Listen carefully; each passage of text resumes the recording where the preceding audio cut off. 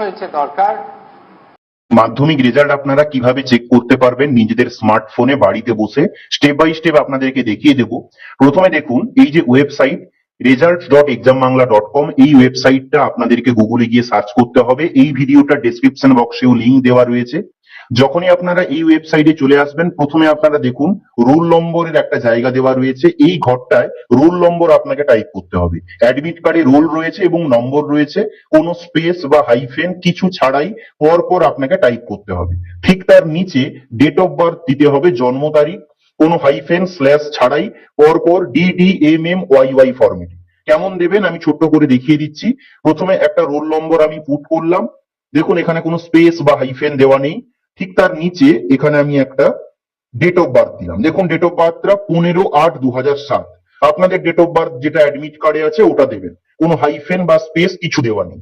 এটা যখনই আপনি ফিল আপ করে দেবেন, ঠিক তারপরেই সাবমিট বাটনে আপনাকে ক্লিক করতে হবে। তবে বলে রাখি এই অনলাইনে রেজাল্টটা 8ই মে সকাল 10টা 15 থেকে স্টার্ট হবে। তার আগে আপনি রেজাল্ট চেক করতে পারবেন না। তবে সর্বপ্রথম 10টা 15 থেকেই এই ওয়েবসাইটে রেজাল্ট আপনি চেক করতে পারবেন।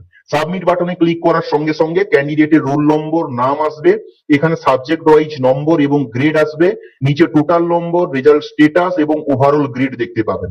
এবং দেখুন এখানে এটাকে পিডিএফটাকে ডাউনলোড করতে পারবেন উপরে, এবং চেক অ্যানাদার রেজাল্ট এখানে ক্লিক করে অন্য কারো রেজাল্ট আপনি চেক করতে পারবেন।